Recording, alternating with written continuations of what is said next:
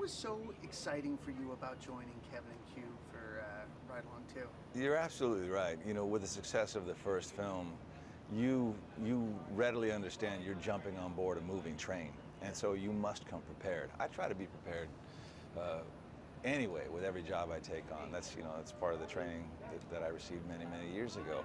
And yet, this particular train moves at a different speed. You've got Kevin Hart and Ice Cube, Ken Jeong, and those guys are no joke in terms of what they do. Kevin in particular, he comes to play, and he's wild. He's all over the place. So for me, trying to provide a counterpoint or a counterbalance to what he's doing, I needed to be, real for one, and bring a kind of gravitas, which there in the writing was. I always use that as the blueprint to kind of follow. Now, you also mentioned that it was kind of exciting to play this type of character, and you called him something, a younger version of.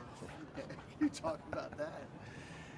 Yeah, you always have to find an angle or a way into playing whatever character you're hired to play, and with this guy in particular, the things that were immediately recognizable about him was that he was filthy rich, highly successful, competent at everything he does, knows everyone, friends of politicians and policemen alike, a generous philanthropist, a playboy, a lone wolf. So you take all of those things and superficially apply it to what's the way in here. And at the time I was cast, those beer commercials with the most interesting man in the world were playing, and I thought, that guy's cool. That's the older version of maybe what I should do here. And so that was sort of the starting point. It sounds ridiculous, but in a way, and I hope the character I play, Antonio Pope, portrays a kind of effortless confidence and knowledge. Yes, he's a successful businessman. Yes, maybe part of that success is due to selling guns and drugs, but it's just business. And if you have to kill someone in an effort to, keep your success going, so be it, He's a businessman. Most interesting man in the world. Indeed. And, part of what Will Packer and Tim Story wanted to do, bring the sexiness, make this bigger, better, sexier than the first. They brought it to Miami. That's right. And this is your playground as a character, but you also have a playground on a dance floor.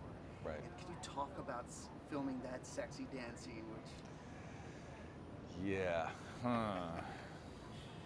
Yeah, it's funny because the reality is, with all the elements involved, this film could have been set anywhere and still have worked. I mean, with the comedy duo at the core of the film, that's irresistible. That's gonna work no matter where you set it. But to place it in Miami, arguably one of the most sensual, exotic, happening cities in the world, that just ups the stakes, And then to put at the center of the film a set piece where my character has to seduce and dance with Olivia Munn, I didn't want to show up unprepared for that.